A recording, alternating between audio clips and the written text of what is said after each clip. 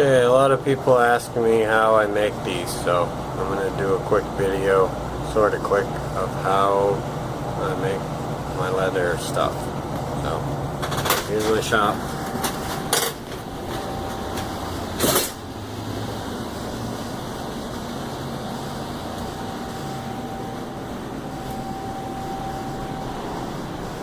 Okay, I cut out pretty heavyweight vegetable tan leather. Now I just gotta determine how big of a wrist I want it to fit. Easiest way to do that is I have a pretty average wrist, so I just check it on myself.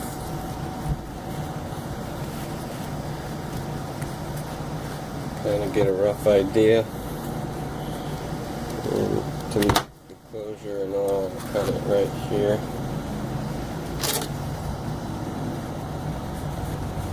Now this cut can be fixed later. Most of it won't even be used. So. Alright. Then I have an old template from a different one. It's easiest to use those to kind of give yourself a guide. I just take a scratch awl, kind of mark it roughly. What I do is kind of artistic, so art isn't perfect, so I don't do it perfect. I just go with however I feel. So, a lot of people would cut that with a knife. I use scissors. It's just I have better control.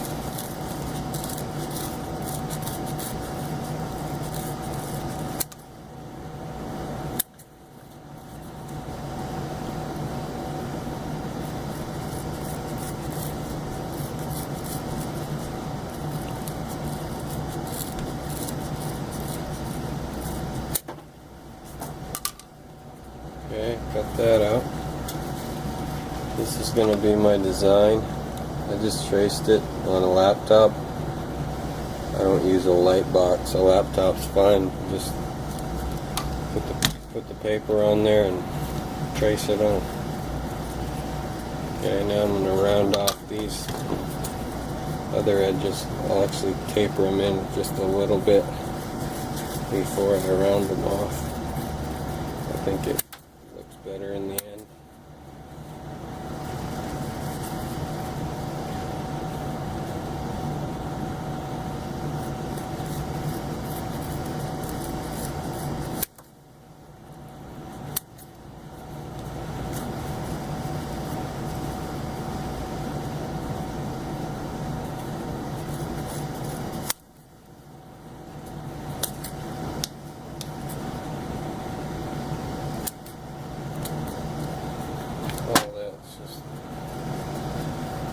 I don't get too fussy with it.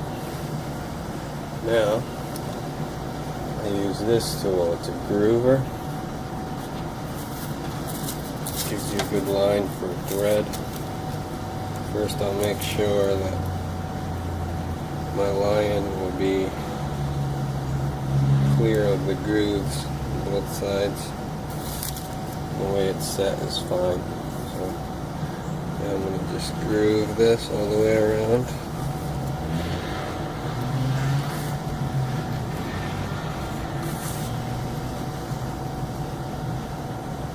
These can screw up your piece real fast if you don't pay attention to where you're ending your groove.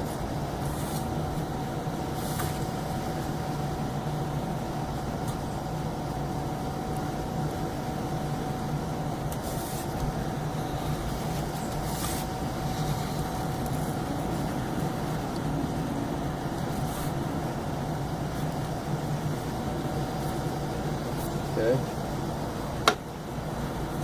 You see that took a little piece out of there. So then I use an edge beveler. These look kind of crappy. So I'll clean them up first.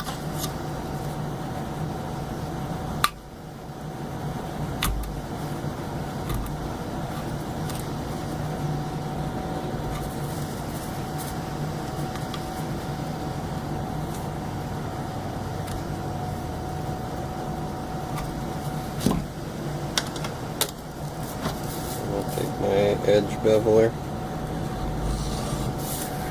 and run it down there. It just if I can get it to focus, but it just rounds off the edge a little bit. We'll do more on that later, but this is just a good starting point.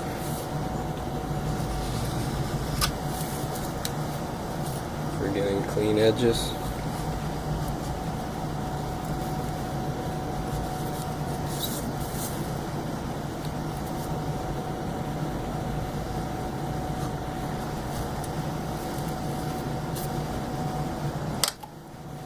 Okay, we got that. That's pretty good. Now I'm going to wet it. All I do is just I spray it with a spray bottle. People try to get all technical about how to wet it and all that. Let's just put some water on it.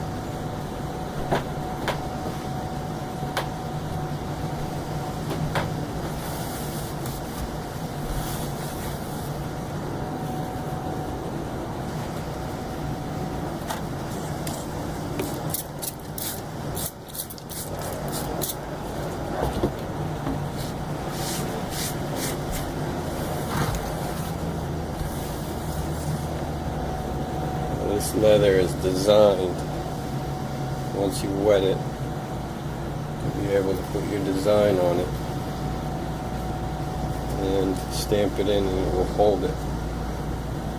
That's what vegetable tanned leather does. It will hold that pattern.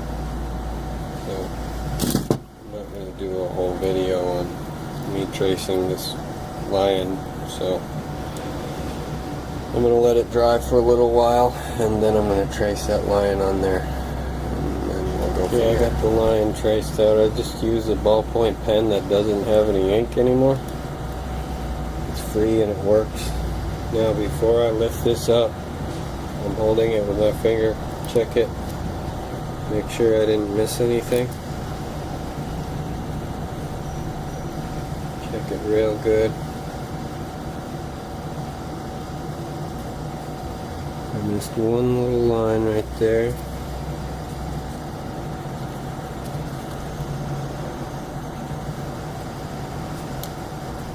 That's good. It just leaves a little impression.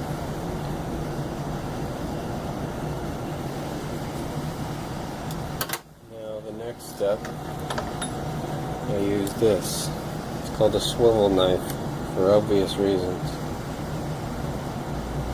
Okay, so now I just trace what I just did with my swivel knife.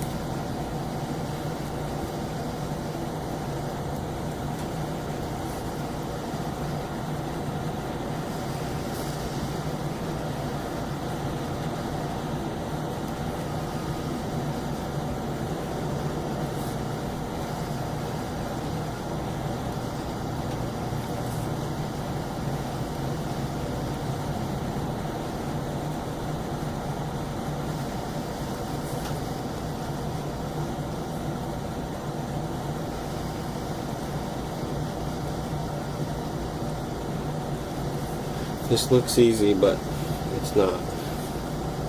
It is to me, because I've done it quite a bit, but that ain't me bragging. It's just the truth. Kinda not as easy as it looks, but once you get used to it, then it's okay.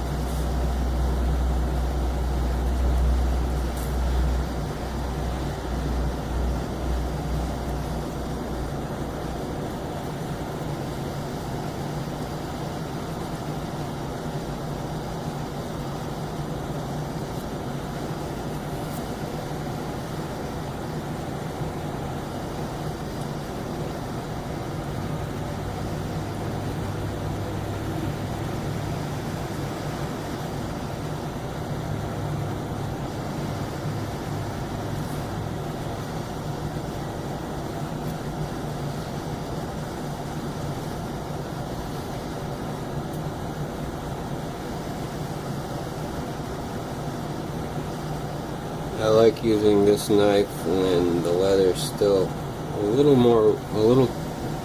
wetter than I would like it to be for tooling, because it I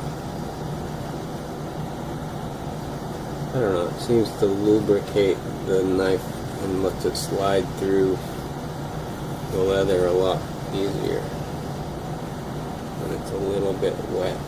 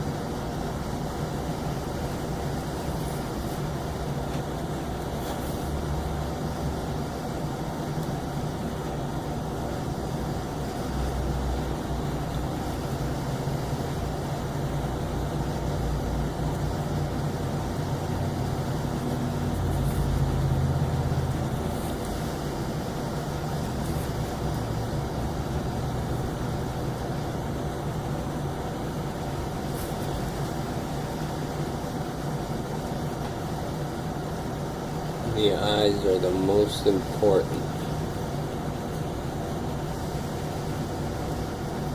You don't want one eyeball looking one way and another one looking the other way.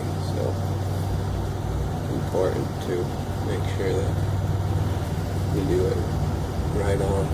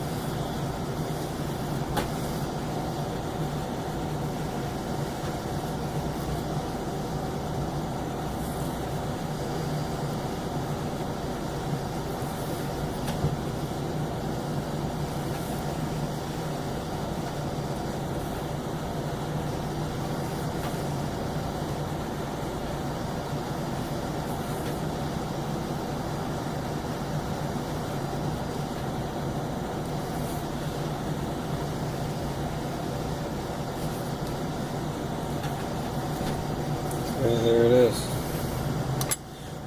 Oh, teeth.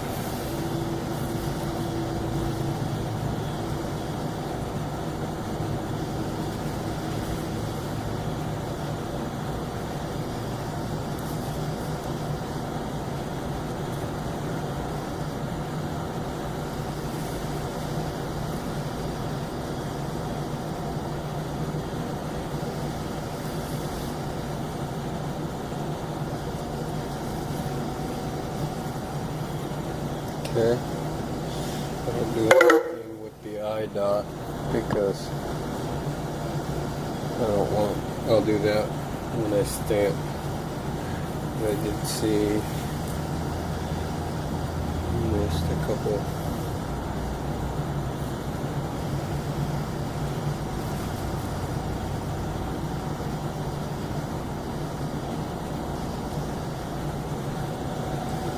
Okay, that's swivel knife. Now,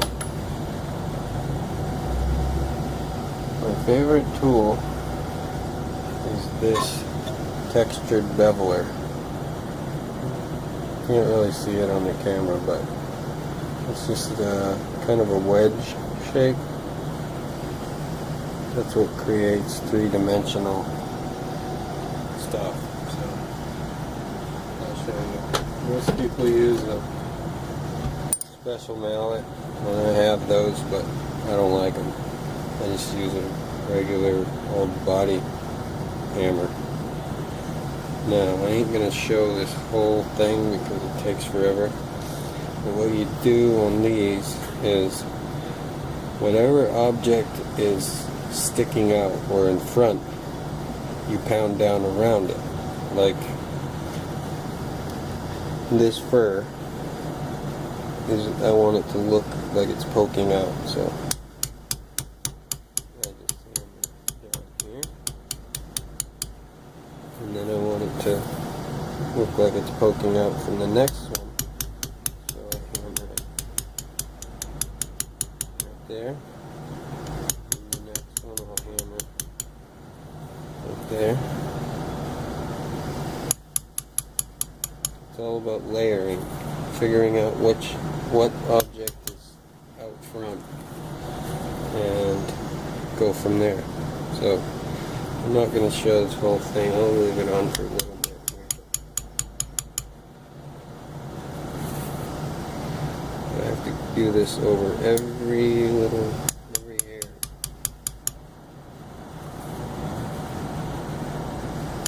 And I also have a smooth beveler that doesn't have texture like this.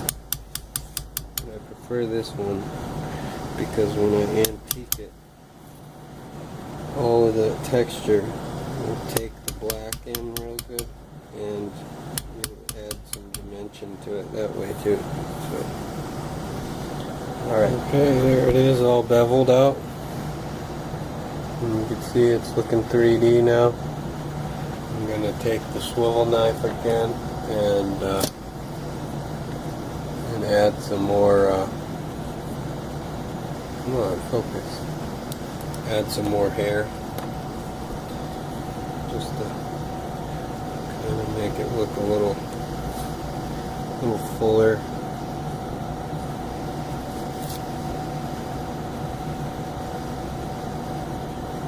It's just my own observation. Kind of dresses it up a little more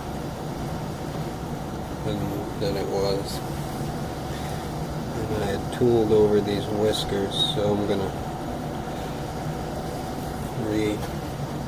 redo those. It's like I forgot to do the whiskers over here, so might as well do that too. I think that's pretty good. Now, if you notice, okay, you gotta think ahead, like this cheek or whatever beside his nose.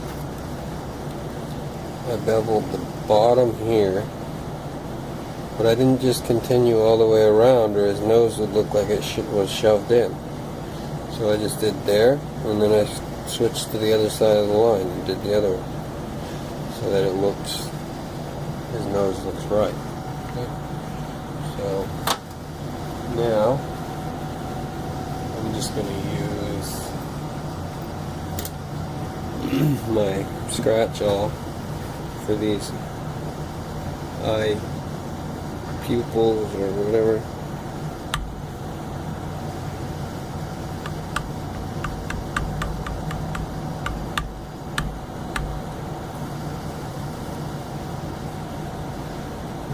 Give them some life.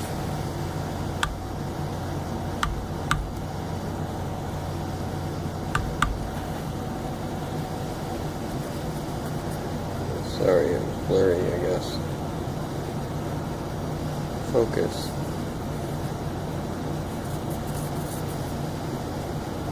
There.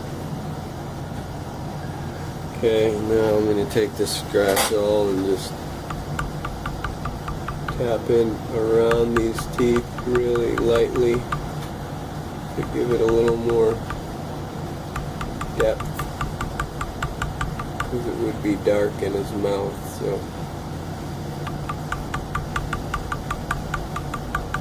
the tedious part, doing stuff like this.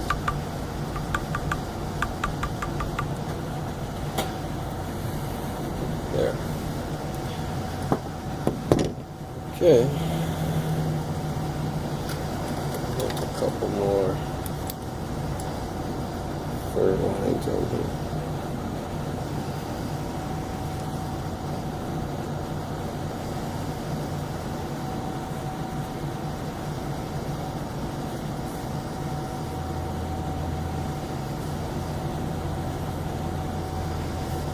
Okay, now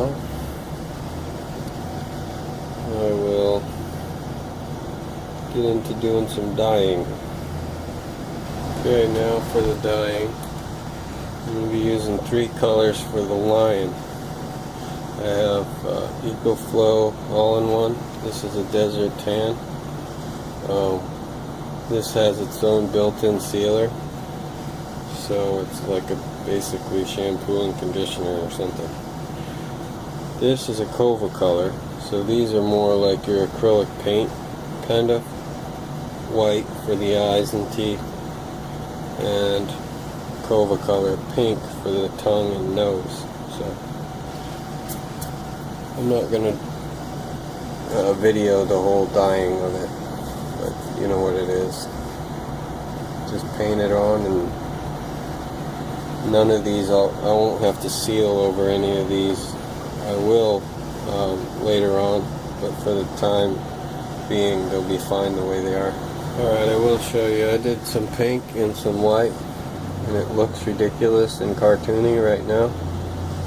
That's fine, because when I antique it over with the antiquing gel, it'll dull all them colors, so that's no big deal. Now I'm going to move on to the tan. So, and of course the lion's fur isn't really too uniform in color, so don't really need to be so picky on it. Alright, here it is dyed. Looks like complete crap. But it always looks like complete crap until the end. I got it fairly close enough to even where it's good enough for lion's fur. Okay, now I'm going to use the timber brown. This doesn't have sealer, so I'll have to seal over it. But I'm going to anyway. I'm going to seal over all of that so that the antique doesn't get tint leather. So I'm going to do the rest of it this color. Alright. Okay. I'll kind of show you a little bit of the dyeing process. I don't bother getting all the way up into the cracks, because the antiquing will take care of that. But I just get out far enough to where, with a brush, to where then I can use a wool dauber to cover some more area quick, and to give it a more even dyeing. A lot like watercolors. It's just, the leather just soaks it up almost instantly, so you have to kind of be away from where you want the dye to end up, because if you go right up to it, the other edge, it'll end up bleeding into the other one. But that all-in-one helps a little because of the sealant in it to keep that from happening, but it's still, well, a lot of people wait a long time between dyeing and whatever. I don't. I like to get it done, so it's a little more work to get it to work while the other dye isn't completely dry, but it's not so bad.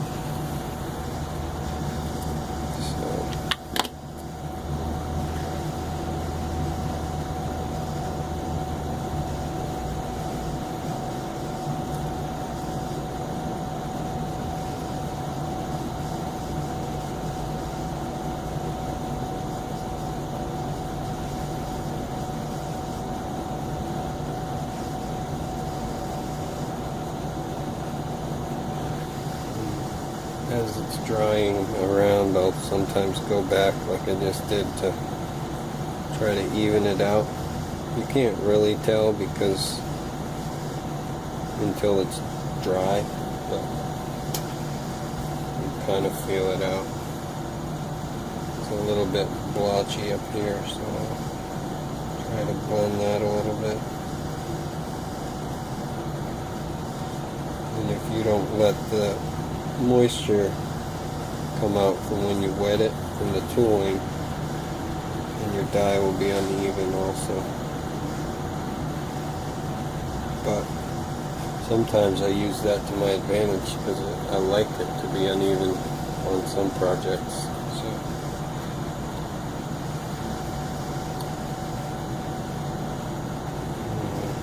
build this out a little bit so I don't end up getting my dye in there when I use the dauber, because the dauber is big and it covers a lot of ground quick. Okay, now go for it with the dauber. I'm lining this, so I'm not gonna get the other side real well, but I will get the edges, and I won't worry about getting any extra dye on the back because it won't matter.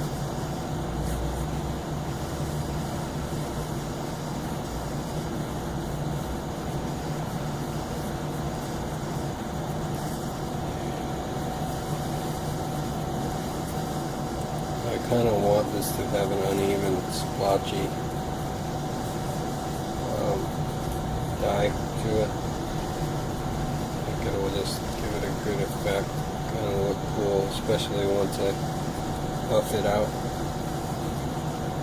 See, now that dauber is loaded, and I wanted to blend that. If I put that dauber over there now, it would have just made a big mess. So I gotta unload the dauber before I go back and blend that.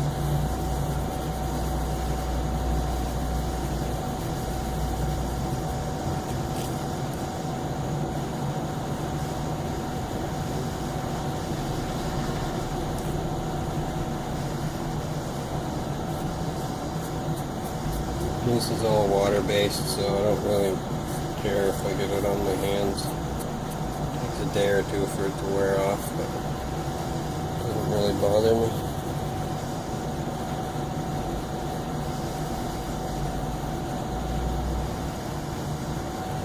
Now I'm going to set the dauber down and then take the brush again and kind of try to a little bit blend those areas in that don't really match too well.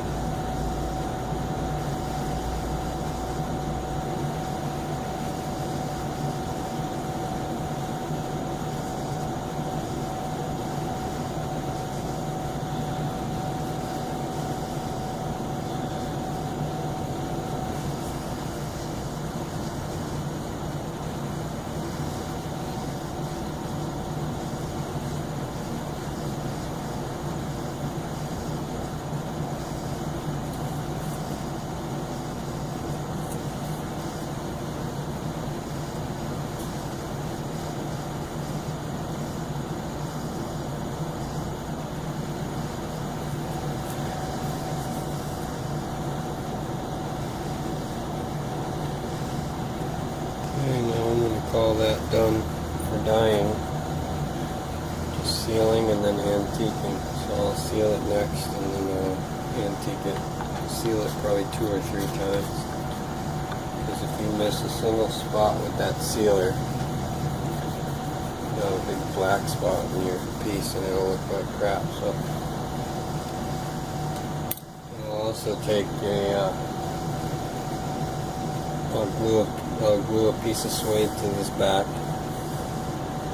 with contact cement, and then I'll take my 4-prong chisel and I'll bash holes in it all the way around, and that'll be for my thread. So I'll probably skip those 2 sections. They're kind of boring, so I'm doing first before I do the sealer is I'm running my burnishing tool thing over these edges. That's an edge that's, I don't know if you can see that, but that's an edge that's not, and that's an edge that is burnished. So it just makes it look a lot more professional, not as homemade or whatever. So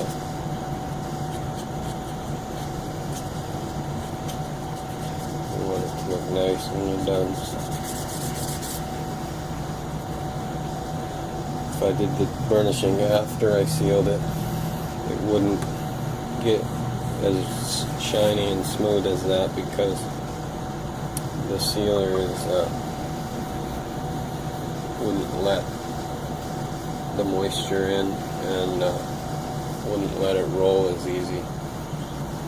The sealer kind of makes it brick hard. So, alright, I sealed it once. You can kind of see it has some shine to it now. Now I'm going to seal it one more time. I'm using Super Sheen. Works good enough for me.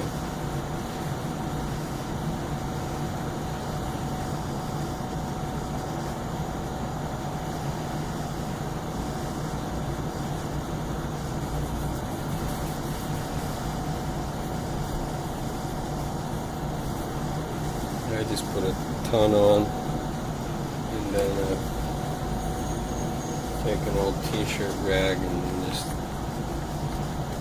tap it lightly, kind of get the excess off. Once over, nice and clean.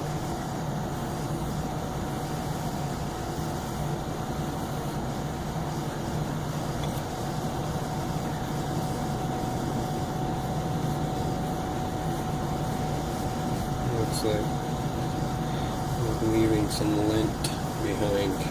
That sucks, so I'm going to wipe that off. No big deal, but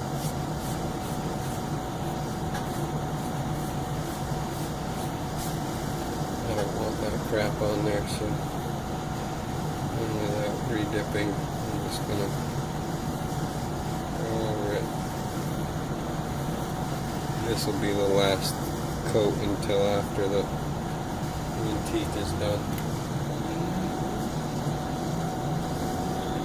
So I'll let it dry. Alright, the sealer is dry enough now, so I'm just going to wipe it down real quick like this. Make sure there's no lint and junk on it. Now it looks kind of crappy, kind of cartoonish. I stamped my little M on there.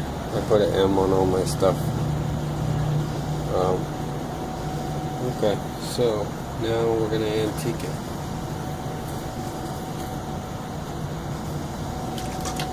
What I use for antiquing usually is just this EcoFlow gel black. Now this can be a bother if you've never done it.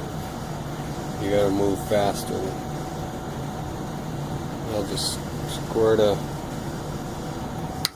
little bit there and just Get it in everywhere. Make sure it's more important that you get it in all the cracks than it is that you get it on the surface, because it's an antique. So make sure you get it down in every little crack. And go down the edges.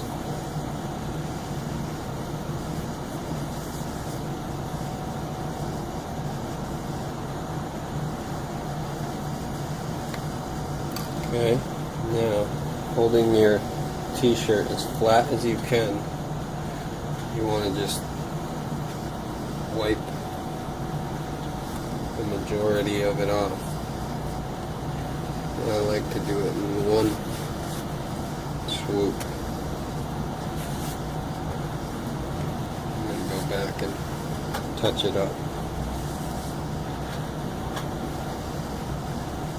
A lot of times the flatter you have this, the more it's so important that you have it flat, because if you use like something like this old towel or something, it's just going to pull all that out and streak it all over the place, and it's just going to look stupid. But there, now that's what you end up with. Now you just wait and seal it again. Okay, I let the antique gel dry, and then I buffed it just with a t-shirt. Get it nice and smooth and clean. The color starts coming out of it.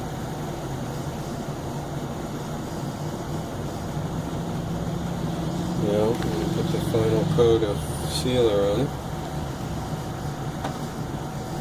And then I can put it together.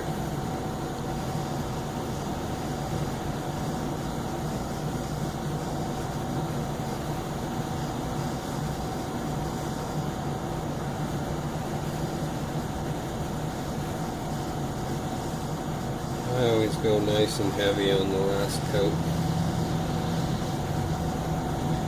It's almost like milky white when it dries clear, so I'll get it on nice and thick. Okay, the sealer is just about dry. Still wet in the cracks a little, in the low spots, but if I'm careful, I can work on lining this thing without too much problems. Okay, so I just use scrap remnant pieces of suede. Figure out, since it's a uniform, I just set it down on it that way, the way it is, rather than flip it over and get dye on my lining. And I'll just take a scratch off and give myself enough room to play with it. And I'll set that aside. Take my scissors and cut that out.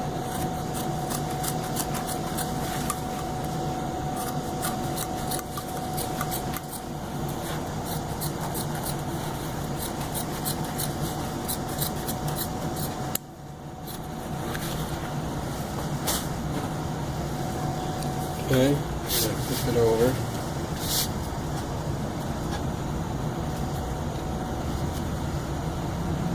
I always dye or glue the slick stuff first, because for some reason it takes longer for it to get tacky.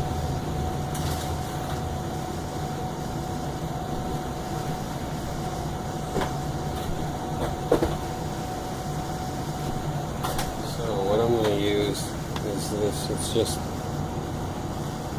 normal leather weld stuff. Sometimes I'll use contact cement, but I think this stuff bonds better. So I'll just put some on there.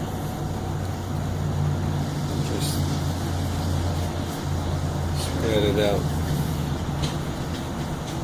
You don't need a lot, just enough to coat it. Like with glue, it's not the more the better. It's about creating a bond, so you don't have to put so much that things just a disaster.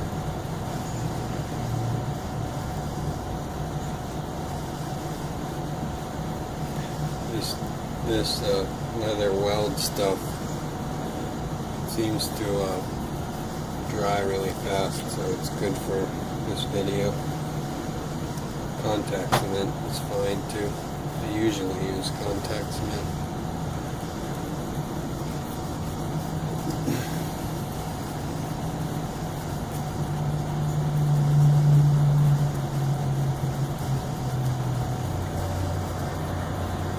It's real important to get right on the edges because the stitching obviously doesn't go right to the edge. So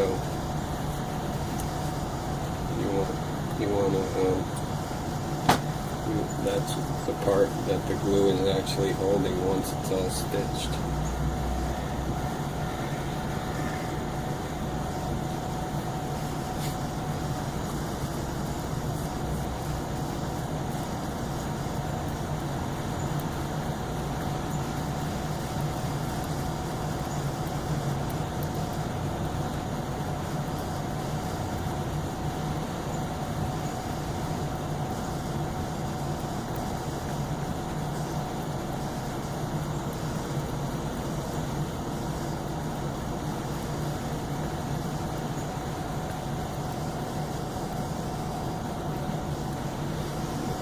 Okay, see, this is still wet.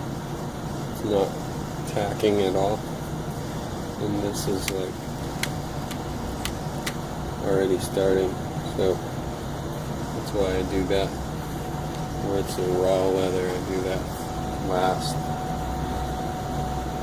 So that I can get a good bond.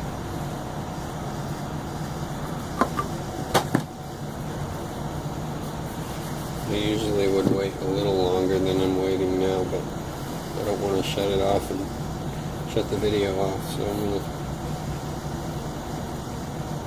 gonna stick it.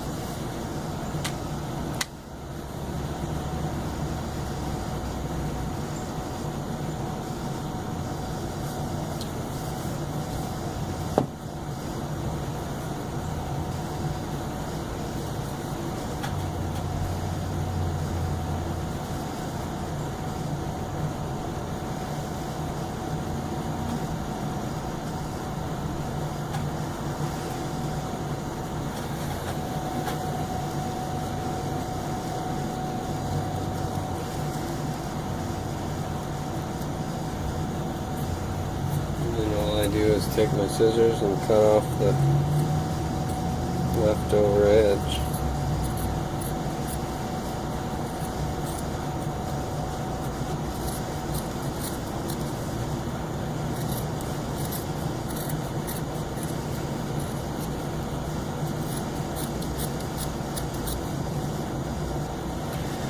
It's a little tricky on these inside cuts. You gotta kind of guess a little.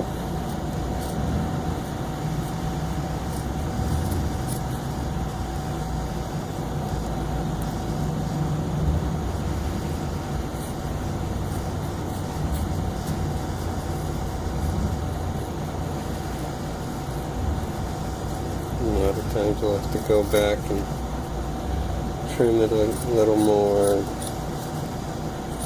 make sure it's good.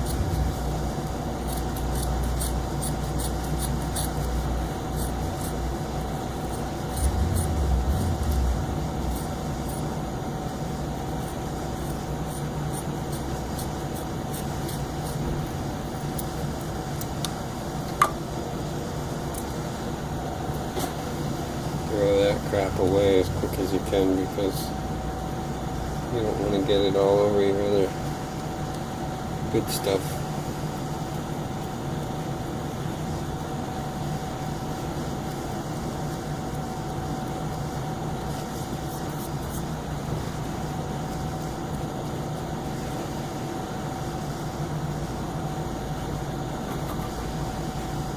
Pretty happy with that. It's sticking over a little, it doesn't bother me, because I'll wax these edges and use the burnishing tool on them and it'll blend it all in. So there's a suede lined piece. Now I usually use my stump to do this part. I usually wait longer than I am now, but I'm going to show you a couple of whacks with this 4-prong chisel.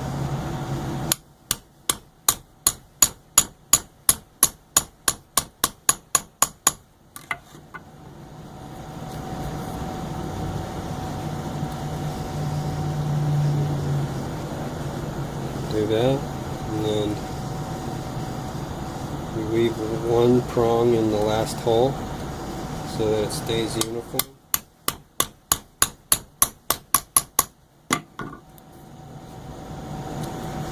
And go all the way around your groove, and then that's where you stitch it. Okay, now it's all punched all the way around. What you do, you use a 2-prong chisel to go around bends, leaving one in the last hole so that it's all uniform all the way around. And where you can, you use this just to save time. Now we'll get into stitching. I use just this wax thread.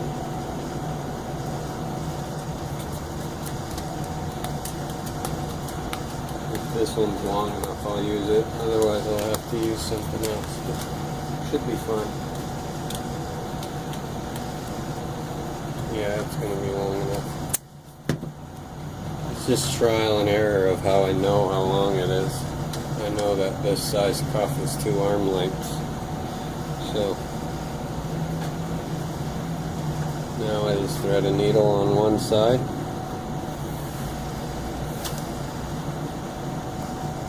Grab the other side, put another needle on it, and it's kind of an imitation saddle stitch. I don't bother knotting it because it's just a bracelet. It's not a saddle, and it's not gonna,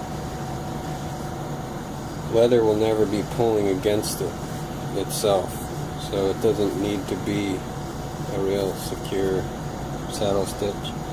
When I start the stitching, I start in somewhere in what I call the field. I don't start on a corner, so I'll start right here. I shove one needle through,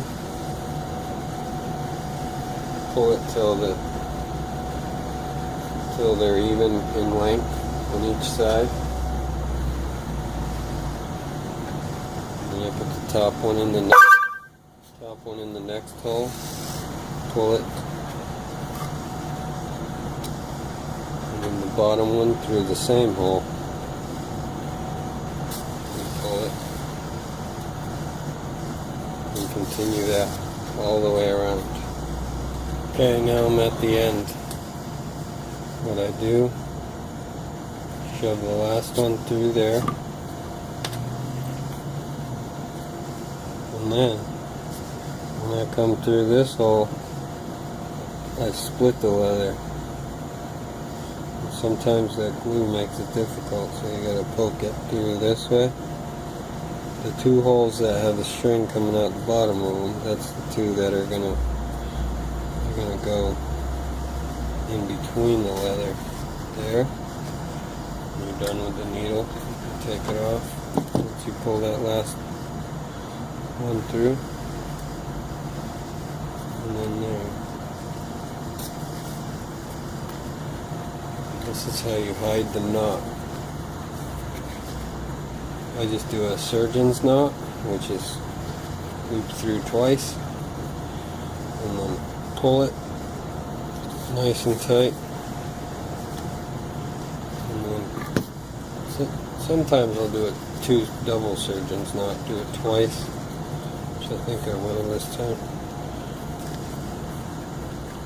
and then just snip it off.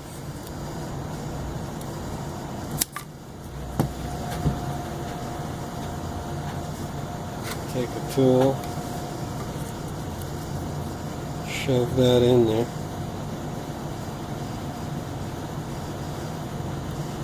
Tuck it all in there nice. Sometimes you have to put a dab of glue on there, which I am going to do.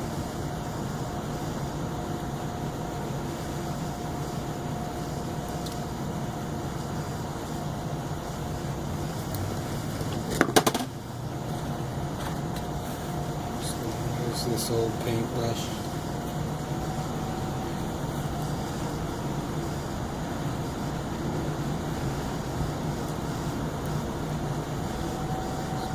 Glue in there, wipe off all the extra, then take my hammer and just pound that knot down so that it doesn't look all bumped up right there. While you're messing with it, you'll have to just squeeze that to get that glue to dry. Now you can go around and tap all this down, but it doesn't really matter. Some people want that thread to be more bumped up. Since I already started, I'll just finish it, but I don't usually do that. Okay, now these two edges are a different color. It looks kind of stupid.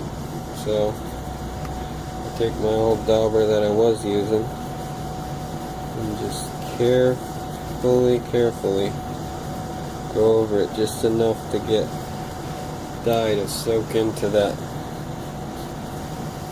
edge.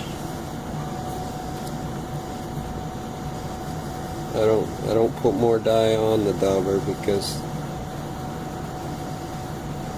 it'll just make a disaster out of the back.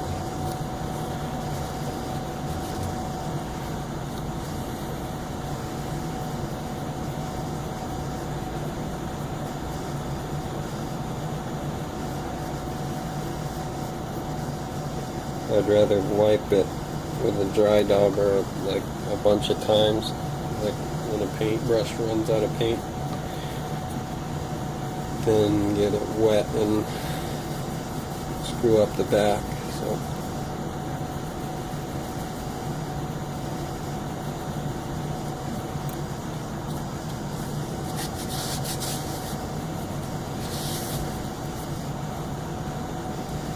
and you can dye the whole back if you want, but then you have to seal it because people sweat and then they get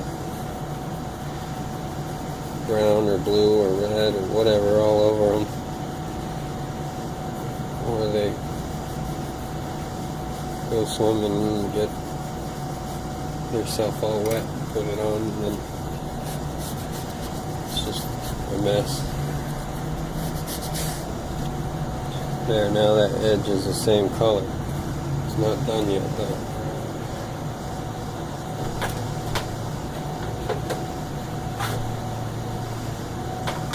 Now what I do is I take this beeswax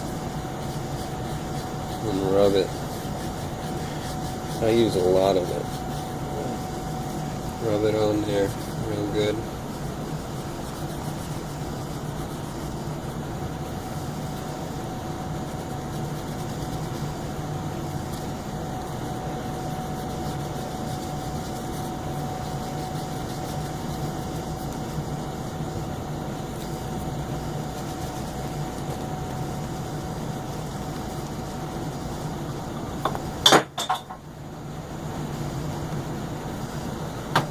Okay.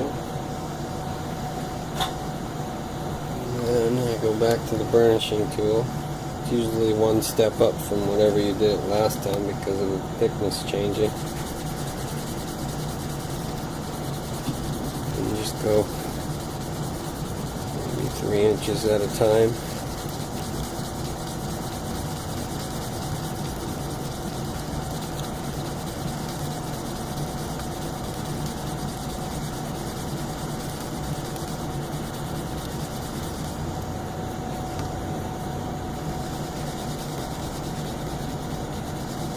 This is one of the most important things, because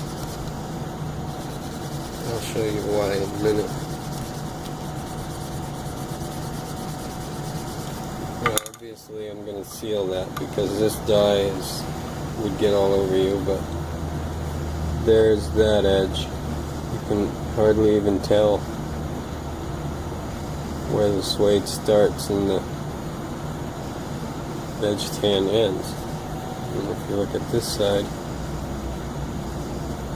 you can see it looks like two pieces, whereas that looks like one. Now the edges are done. Now I'm just going to seal these edges in.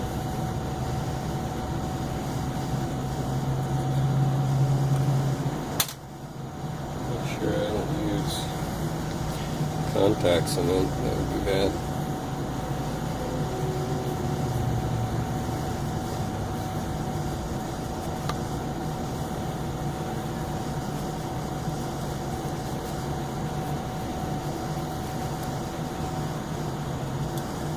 Now these I just wipe them off.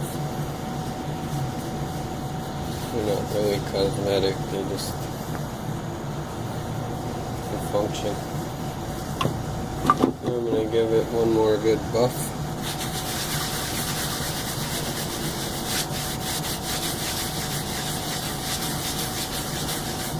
Now I'll add the snaps.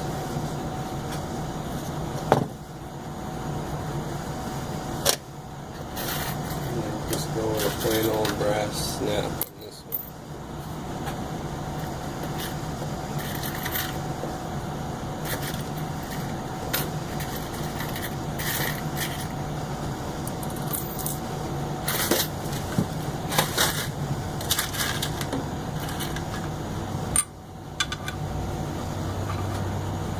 Here it is with the snap on it. All done.